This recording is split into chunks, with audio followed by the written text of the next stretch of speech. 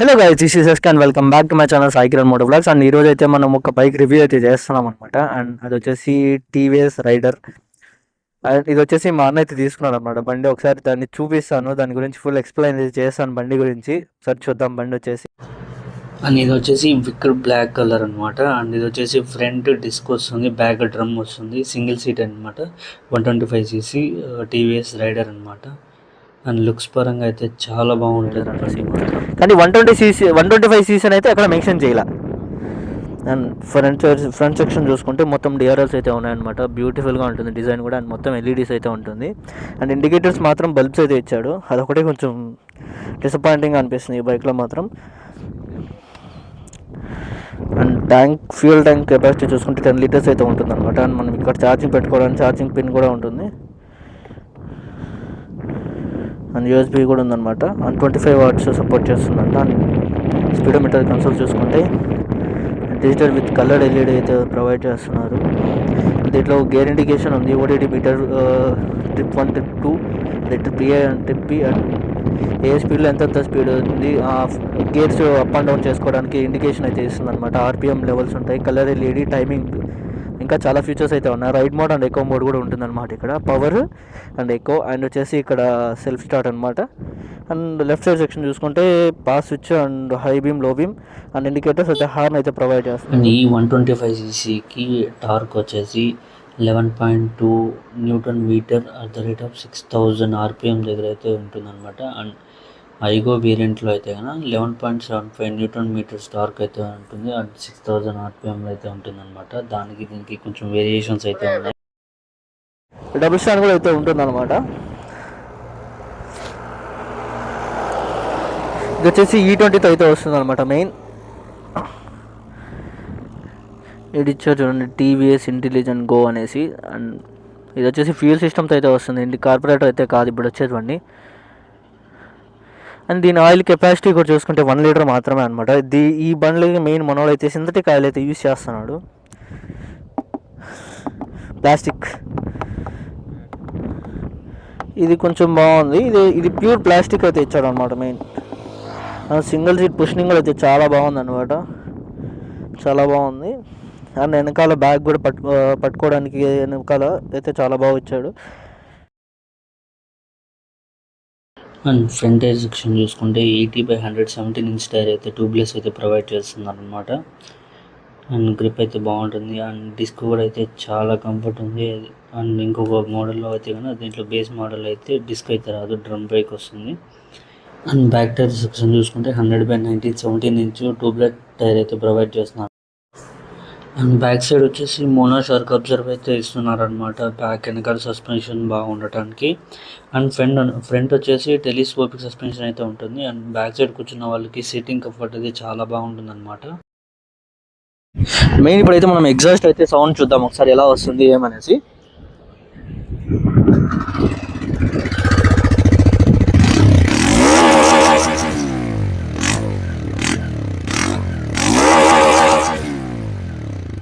కూడా అయితే చాలా లౌడ్ వస్తుంది అనమాట. అసలు నేను ఎక్స్పెక్ట్ చేయలేదు 125cc ఈ రేంజ్లో వస్తుందని అయితే నేను ఎక్స్పెక్ట్ చేయలేదు. సౌండ్ మాత్రం చాలా బాగుంది. అండ్ ఇప్పుడు ఒకసారి మనం రైడింగ్ రివ్యూ కూడా ఒకసారి చూద్దాం ఎలా ఉంది, రైడ్ చేసేటప్పుడు కంఫర్ట్స్ ఎలా ఉన్నాయి, బ్రేకింగ్ ఎలా ఉంది, మనం అయితే ఇప్పుడు చూద్దాం.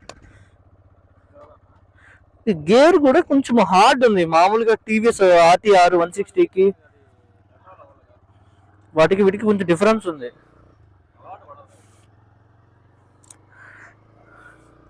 అబ్బా, అన్న ఎవరితో చేస్తున్నాడు, పాపం హెల్ప్ చేస్తున్నాడు. అండ్ పవర్ కూడా ఇప్పుడు నేను 3rd గేర్లో ఉన్నాను. బండి కూడా చాలా స్మూత్ ఉంది అనమాట. నేను ఎక్స్పెక్ట్ చేయలేదు అసలు ఇంత బాగా పర్ఫామ్ చేస్తుంది ఈ బైక్ అనేసి. అండ్ రైడింగ్ కంఫర్ట్ మాత్రం చాలా బాగుంది. ఏదో స్పోర్ట్స్ బైక్ వెళ్తున్న ఫీల్ అయితే వస్తుంది అనమాట. అండ్ మెయిన్ నాకు బాగా నచ్చింది ఈ బండి అంటే థ్రాటిల్ సౌండ్, మెయిన్ ఆ ఎగ్జాస్ట్ సౌండ్ కానీ, మనకి ఏదైనా కొంచెం గేర్ ఇండికేషన్. మెయిన్ మనం వెళ్తున్నప్పుడు ఏ గేర్లో వెళ్తున్నాం, ఇప్పుడు ఎగ్జాంపుల్ నేను ఇలా స్లో చేశాను అనుకోండి, అక్కడ గేర్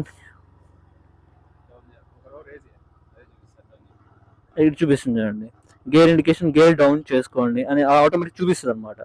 అది ఒకటి బాగా నచ్చింది నాకు, గేర్ డౌన్ చేసుకో. మళ్ళీ ఒకవేళ ఇప్పుడు ఎగ్జాంపుల్ ఇదే స్పీడ్లో వెళ్తూ ఉన్నాను అనుకోండి, ఇప్పుడు ఎగ్జాంపుల్ సెకండ్ గేర్లో ఉన్నాను నేను. ఇప్పుడు నేను గేర్లో వెళ్తూ ఉన్నాను. అప్ గేర్ కూడా చూపిస్తుంది అనమాట. అంటే ఇప్పుడు ఎగ్జాంపుల్ మనం ఇట్లా వెళ్తూ ఉన్నాం అనుకోండి, స్లో చేసాము, మళ్ళీ రైస్ చేసాం అనుకోండి, ఆటోమేటిక్గా చూపిస్తుంది. అది బెస్ట్ అనమాట. ఎందుకంటే మనం ఏ గేర్లో వెళ్తున్నాము, మనకి మనం ఒకవేళ ఫుల్ సౌండ్స్ పెట్టుకున్నాం అనుకోండి హెడ్ఫోన్స్లో, అప్పుడు గేర్ మనకి అక్కడ చూపిస్తుంది, డిస్ప్లే చేస్తుంది, గేర్ వేసుకోరా ఎబవా అనేసి. అప్పుడు మనం గేర్ షిఫ్ట్ చేసుకోవాలన్నమాట, మెయిన్ అదొకటి. అండ్ దీంట్లో నాకు బాగా నచ్చింది టైం.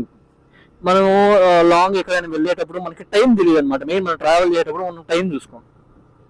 అప్పుడు ఏం చేస్తుందంటే టైం మనకి దీంట్లో టైం తెలుస్తుంది, అది స్పీడ్ తెలుస్తుంది, గేర్ ఇండికేషన్ బాగుంటుంది అనమాట. మెయిన్ ఇది కూడా 5th గేర్ 5 ఇండికేషన్.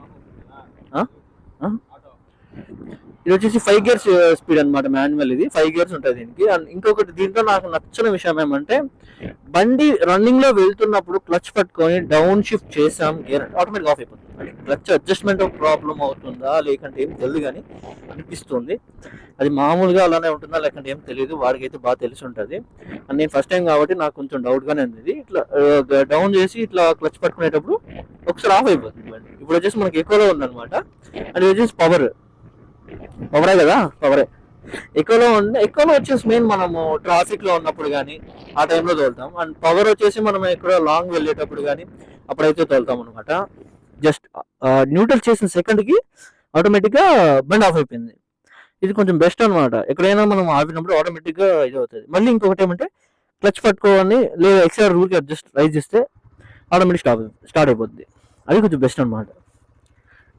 ఇండికేటర్ ఎక్కడ ఉందా, ఇండికేటర్ కనిపించట్లేదు. ఒరే వారా, ఇంత ఇచ్చారా, ఇంత ఇస్తే ఇప్పుడు మనం ఎక్కడైనా రన్నింగ్ వెళ్తున్నాము, అసలు మనకి ఇండికేషన్ మొదలుతుందా లేదా అనే సౌండ్ రాదు. ఇక్కడ కనబడుతుంది, ఇది అడ్డుంది. వాళ్ళు ఎత్తి వెళ్తాను అనుకోట్లే, వెనక్కి కూర్చొని ఎవడో వచ్చి గుద్దేస్తాడు. విన్ నాయిస్ ఎక్కువ వస్తుంది అనమాట, గాలి ఎక్కువ వస్తుంది రైడ్ చేసేటప్పుడు. కొంచెం అవాయిడ్ చేస్తాను.